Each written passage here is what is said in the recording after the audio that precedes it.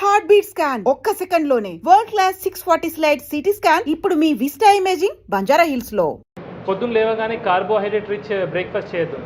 మనం ఏంటి ఇంత అన్నము లేదంటే ఇడ్లీ దోశ అన్నిట్లో కార్బోహైడ్రేట్సే. ఓకే, ప్రోటీన్ అనేది లేదు. సో ఫస్ట్ మీల్ ఏదైతే ఉంటుందో అది ప్రోటీన్ ఉంటే చాలా మంచిది. Okay, quality fat quality protein ఉంటే ఆరోగ్యానికి చాలా మంచిది. పొట్టలు రావు. సరే ఏం తినాలి సార్? మరి ఏం తినాలి? అందరూ ఇడ్లీలు పూరీలు తింటారు కదా. కోడిగుడ్లు బెస్ట్ నాన్ వెజిటేరియన్స్ అయితే. వెజిటేరియన్స్ అయితే ఎటువంటి కార్బోహైడ్రేట్ లేనివి స్ప్రౌట్స్ అయినా పర్లేదు, వెజిటబుల్ సాలెడ్స్ అయినా పర్లేదు, డ్రై ఫ్రూట్స్ అయినా పర్లేదు. అవి నానబెట్టింది రాత్రి ఇప్పుడు నానబెట్టింది పొద్దున తినడం, అది ఫస్ట్ మీల్ తీసుకుంటే మంచిది. అండ్ 2 మీల్స్ సరిపోతాయి సార్. మనం అనవసరంగా 3, 4, 5 సార్లు తింటున్నాం. ఓకే, అంత తినాల్సిన అవసరం లేదు. 2 మీల్స్ చాలు. 2 మీల్స్ చాలు. అండ్ ఐడ్రీమ్ ద్వారా నేను ఒక ఇంపార్టెంట్ విషయం తెలియజేస్తాను అందరికీ. ఏంటంటే మన పిల్లలకి స్కూళ్ళలో లంచ్కి ముందు ఒక స్నాక్, లంచ్ తర్వాత ఒక స్నాక్ ఇవ్వడం జరుగుతుంది. అది చాలా చాలా డేంజరస్. అంత తిండి అవసరం లేదు. అవి కూడా ఏంటి కార్బోహైడ్రేట్ ఇచ్చే. కొందరు మ్యాగీ పంపిస్తున్నారు, కొందరు టిఫిన్లు బయట కొన్ని టిఫిన్లు పంపిస్తున్నారు. అవి మంచిది కాదు. So 2 meals enough. ఓకే, మధ్యాహ్నం లంచ్ చేయొచ్చు అంటారా? 10 బ్రంచ్ చేస్తే బెస్ట్ సార్. 10-11కి ఒకటి తినేసి 6-7కి ఇంకోసారి తినేసి సరిపోతుంది. సూర్యుడు ముగిసే ముందే తినేస్తే బెస్ట్. ఓకే, అంటే రైస్ తినొద్దు అంటారా? తక్కువ తినాలా. రైస్ తినండి తక్కువ. మనం సౌత్ ఇండియన్స్ తెలుగు రాష్ట్రాల వాళ్ళు అన్నం తినకుండా ఉండలేము. కొద్దిగా అన్నం తినాలా. దాంట్లో ప్రోటీన్ ఉండాలా. ప్రోటీన్ అంటే నాన్ వెజిటేరియన్స్ అయితే మటన్, చికెన్, ఫిష్, ఎగ్ లాంటిది. కొంచెం ఫైబర్ కలుపుకోవచ్చు, కొన్ని సాలెడ్స్ కలుపుకోవచ్చు. వెజిటేరియన్స్ కూడా వాళ్ళు కూరగాయలు ఎక్కువ తినాలా, పప్పు తినాలా, పెరుగు తింటే చాలా మంచిది. అందరూ పర్టికులర్లీ వెజిటేరియన్స్ పెరుగు ఖచ్చితంగా తినాలా. Okay, very very very important sir. ఇది అందరు మిస్ అవుతారు. ఎందుకంటే పాలు పెరుగులోనే మన వెజిటేరియన్స్కి దొరికే vitamin B12. Okay, otherwise sufficient vitamin B12 అందరు అఫోర్డ్ చేయలేరు. కొన్ని సీడ్స్ అంటారు, ఫ్రూట్స్ డ్రై సీడ్స్ అంటారు, కానీ అవి అందరు తినలేరు. పెరుగు సింపుల్ అండ్ ఈజీగా దొరుకుతుంది. సామాన్య ప్రజలు కూడా అది కొనుక్కోవచ్చు. అవును. బట్ ఓవరాల్గా నేను ఒకటి ఏం చెప్తాను సార్, వెజిటేరియన్స్ మాత్రం వైటమిన్ B12 సప్లిమెంట్ తీసుకుంటేనే మంచిది. ఒక గోళీ బెటర్. వెజిటేరియన్స్ నాన్ వెజిటేరియన్ తప్పకుండా చికెన్, మటన్లు తినాలి బాగా. తింటే తప్పేం లేదు సార్. ఇప్పుడు మనం తిన్నాం కదా. అంటే నాన్ వెజిటేరియన్తోనే ఎక్కువగా కొలెస్ట్రాల్ వచ్చేస్తుంది, అనారోగ్యం పాలు నాన్ వెజిటేరియన్ ఎక్కువ ఉంది అని చెప్పి ఒక ప్రచారం ఉంది కదా సార్. కొలెస్ట్రాల్ అనేది మన డైటరీ, మనమైతే కొలెస్ట్రాల్ తింటామో దాంతో రక్తంలో పెద్దగా కొలెస్ట్రాల్ పెరగదు. యాక్చువల్లీ జెనెటిక్ డిఫార్మిటీ ఉంటే అది కొందరికి ఒకరికి ఉంటుంది, కానీ మ్యాక్సిమం జనాలకి తినే కొలెస్ట్రాల్తో బ్లడ్లో కొలెస్ట్రాల్ పెరగదు. ఓకే, ఓన్లీ 10%, 15% పెరుగుతుంది. సో కొలెస్ట్రాల్ దేంతో పెరుగుతుంది? మనం లివర్ తయారు చేసేది కొలెస్ట్రాల్. ఓకే, ఎప్పుడైతే బాడీకి అవసరం పడుతుందో.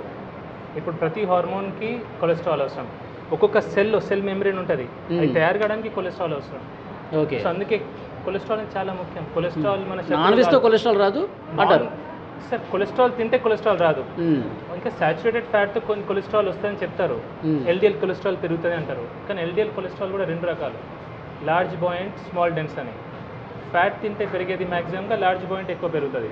స్మాల్ డెన్స్ పెరిగేది అది కార్బోహైడ్రేట్స్ ఎక్కువ తీసుకుంటే, షుగర్ ఎక్కువ తీసుకుంటే, చక్కెర, అప్పుడు స్మాల్ డెన్స్ పెరుగుతుంది. అందుకే చక్కెర ఎక్కువ వాడితే హార్ట్ అటాక్ వచ్చే. ఓకే, చాలా మందిలో ఒక డౌట్ ఉంది సార్. మీరు గత వీడియోలో కూడా చెప్పారు, నెయ్యి తినటం మంచిదా కాదా? పెద్ద పెద్ద డాక్టర్లు కూడా నెయ్యి అసలు తినకండి, చాలా లిటిల్ బిట్గా తీసుకోండి ఒకవేళ తీసుకునేదంటే అని చెప్తాను. సరే, ఇన్ మోడరేషన్ నెయ్యి చాలా మంచిది.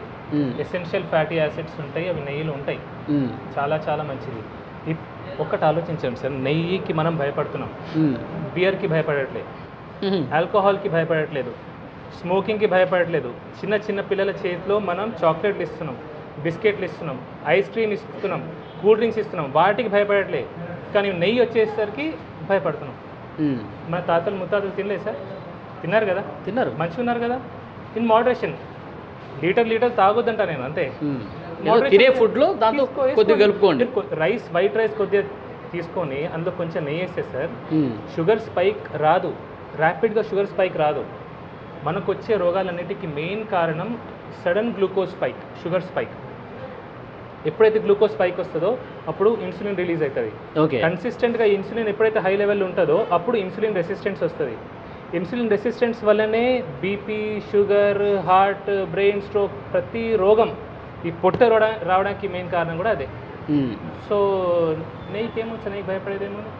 అందరు డాక్టర్లు అన్నారు, కొందరు డాక్టర్ కొన్ని కేసెస్లో మేబీ హార్ట్ స్ట్రోక్ కొన్ని రకాలు ఉంటాయి, లైపోప్రోటీన్ ఎక్కువ ఉండడం, లైపోప్రోటీన్ బి అట్లాంటి వాటిలో వాళ్ళు చెప్పొచ్చు, జాగ్రత్తగా చెప్తారు. ఓకే, కానీ అందరు డాక్టర్లు కూడా ఫ్యాట్ కంప్లీట్లీ అవాయిడ్ చేయమని చెప్పారు సార్. సార్ ఫైనల్గా ఇప్పుడు మీరు మొన్న బాధపడుతూ కన్నీళ్ళు పెట్టుకుంటూ ఒక వీడియో అది బయటికి రావడం వల్ల వైరల్ అయింది, కానీ అంతకంటే ముందు కూడా మీరు కెమెరా లేనప్పుడు కూడా చాలా సందర్భాల్లో బాధపడి ఉంటారు. చాలా సందర్భాలు అంటే మీ డాక్టర్ అయిన తర్వాత ఇన్ని కేసులు చూసిన తర్వాత మీరు బాగా బాధపడ్డటువంటి సిచ్యువేషన్ అంటే ఏ పేషెంట్ని చూసి ఇంకా మనసు చలించిపోయింది మీది? సార్ చిన్న వయసు 20-25 సంవత్సరాల వయసులో బీపీలు షుగర్లు వస్తారు. బీపీ షుగర్ ఎంత బాధ సార్ అది. ఇప్పుడు జీవితాంతం ఒక బీపీ గోల్ వేసుకోవాలా, షుగర్ గోల్ వేసుకోవాలంటే ఎంత బాధ ఉంటుంది సార్ ఆ మనిషికి. ఎంత టెన్షన్ పడుతుంది సార్. చిన్న వయసు వాళ్ళు బాగా టెన్షన్ పడతారు.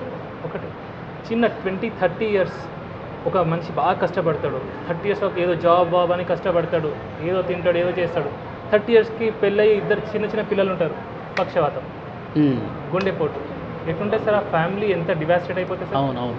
వాడు పని చేస్తే కానీ ఇల్లు నడపలేని పరిస్థితిలో ఇమాజిన్ ఎట్లుంటుంది ఆ పరిస్థితి. జీవితం ఒక్కసారి తలకిందులు అయిపోవడం కదా. ఇమాజిన్ సార్ అసలు అది. నేను ఇంతమందిని చూసాను, ఆ బాధ అదంటే ఇప్పటికీ బాధ అవుతుంది సార్. సో దీన్ని మీ కళ్ళల్లో కనిపిస్తుంది ఆ బాధ అంతా కూడా. ఓకే, ఇంకొకటి ఈ పేషెంట్స్ చాలామంది వస్తున్నారు, నేను కూడా మాట్లాడే ప్రయత్నం చేశాను. వాళ్ళు ఆ వీడియోలో చూసి సార్ మాకు దేవుడితో సమానం అని చెప్పి మాట్లాడుతూ ఉన్నారు. మీకు కలిసినప్పుడు కూడా అదే విషయం చెప్తూ ఉంటారా? చెప్తారు, పాటలు కూడా రాస్తారు, పాటలు కూడా పాడతారు. కానీ నేను దేవుని కాదు సార్. అసలు నేను దేవుని ఎట్లయితే నేను జస్ట్ చాలా దూరం నుంచి వచ్చాను సార్, సుదూర ప్రాంతం నుంచి మీ దగ్గరికి మిమ్మల్ని కలవటానికే వచ్చానని చెప్పి చెప్తున్నారు కదా, అట్లా అన్నప్పుడు మీకు ఏమనిపిస్తుంది? బాధ అవుతుంది. నా వల్ల ఒకరు బాధపడుతున్నారు, నన్ను కలవడానికి ఇంత దూరం నుంచి వచ్చి ఇబ్బంది పడుతున్నారు అనేది నాకు ఒక బాధ. అట్లా అట్లా చాలా బాధ అనిపిస్తుంది. చాలా బాధ. ఇంతమంది చూస్తే నాకు చాలా బాధ అవుతుంది. ఉండదు సార్, అసలు ఎందుకు రావాలి సార్ అని. ఇంకా బాధ కాదు, కోపం కూడా వస్తుంది అప్పుడు. నేను చెప్తూనే ఉంటాను. చాలామంది అంటారు, సార్ ఇట్లా మీరు ఏడ్చి చూసి నేను బాగా ఫీల్ అయిపోయి నేను మిమ్మల్ని ఫాలో అవుతున్నా, మీ అన్ని వీడియోస్ చూస్తా. ఒకటే అడుగుతా, నన్ను ఏ నూనె వాడుతున్నావు అంట.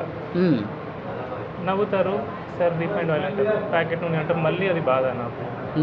చక్కెర వాడడం మానేసావా, ప్రతి నీళ్ళు కొంచెం ప్రోటీన్ తీసుకుంటున్నావా.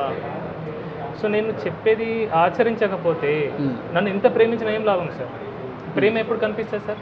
ఇప్పుడు ఒక మనిషి నేను ప్రేమించిన అంటే దాని మీనింగ్ ఏంటి? ఆ మనిషి చెప్పేది వినాలా, ఆచరించాలా. ఆచరణలో పెట్టకుండా జస్ట్ మిమ్మల్ని అభిమానిస్తా, నేను ప్రేమిస్తా. చాలామంది సార్ ఇప్పుడు నన్ను ఫాలో చేస్తాను, చాలామంది ఫాలో అవుతున్నారు, చాలామంది పెరిగారు. కానీ ఏం లాభం సార్ అది? అసలు చెప్పింది విననప్పుడు ఏం లాభం అంటారు? అంతే కదా సార్. ఓకే, ఎందుకంటే ఇది నన్ను ఫాలోవర్స్ పెరుగుతారనే ఉద్దేశంతో నేను చెప్పిన మాటలు కాదు. నేను గత 5-6 సంవత్సరాల నుంచి మొత్తుకుంటూనే ఉన్నా. నేను నా ప్రీవియస్ వీడియోస్ అన్ని చూస్తే చెప్పి నేను అలసిపోయి బాధ అనుకుంటూ వచ్చింది మీకు. చాలా మందిలో ఒక డౌట్ ఉంది సార్, విక్రాంత్ సింగ్ ఠాకూర్ ఆయన ఏంటి నార్త్ ఇండియనా అని ఒక డౌట్ వస్తుంది చాలామందికి. చాలామంది కామెంట్లు కూడా పెడతా ఉన్నారు, ఏమంటారు? ఇది ఇక్కడేనా పుట్టి పెరిగింది? 4 fathers నార్త్ ఉండే సార్. అది అంత ఎగ్జాక్ట్లీ బ్యాక్గ్రౌండ్ నాకు తెలియదు. మా మదర్ టంగ్ హిందీ. ఓకే, కానీ నాకు తెలుగు అంటే ప్రేమ. బా సూపర్. సో అంటే తెలుగు వాళ్ళు ఇబ్బంది పడుతుంటే అసలు చూడలేకపోతున్నారు మీరు. అండ్ కష్టపడి తెలుగు నేర్చుకున్నా సార్. అంటే నేను మాట్లాడే తీరు కూడా వీలైనంత వరకు నేను తెలుగులోనే మాట్లాడతా. నాకు హిందీ ఇంకా పర్ఫెక్ట్గా వస్తుంది. ఇంగ్లీష్ చాలా బాగా వచ్చు. చాలా మంది అడుగుతారు, సార్ తెలుగులో ఇంగ్లీష్లో వీడియోస్ పెట్టండి, హిందీలో మాట్లాడండి. కానీ ఐ లవ్ తెలుగు. సో ఆ తెలుగు మీద ప్రేమ వల్ల నేను తెలుగులో. మీరు ఎక్కడ పుట్టి పెరిగింది ఎక్కడ సార్? పుట్టింది Karimnagar civil hospital sir. Okay, కానీ స్టార్టింగ్ ఇయర్స్ నేను నార్త్ ఇండియాలో ఉండే సార్. ఓకే, 5th క్లాస్ వరకు నార్త్లో ఉన్నాను. 5th, 6th క్లాస్లో మళ్ళీ కరీంనగర్ రావడం జరిగింది. సో వచ్చిన తర్వాత ఇక్కడే చదువులన్నీ అలా జరిగింది. ఓకే, సో ఫైనల్గా టైమ్ న్యూరో కేర్ హాస్పిటల్, చాలామంది ఈ టైం అనే పేరుని ఎడ్యుకేషన్ ఇన్స్టిట్యూషన్స్కి ఎక్కువగా పెడుతూ ఉంటారు. టైం న్యూస్ మీడియా కావచ్చు, ఎడ్యుకేషన్ సంస్థలకి టైం అని పెడుతూ ఉంటారు. మీరు స్పెసిఫిక్గా టైం అని పెట్టడానికి ఏదైనా రీజన్ ఉందా మీ హాస్పిటల్కి? చేయడం కోసమే సార్, ప్రజల్ని ఎడ్యుకేట్ చేయడం కోసమే.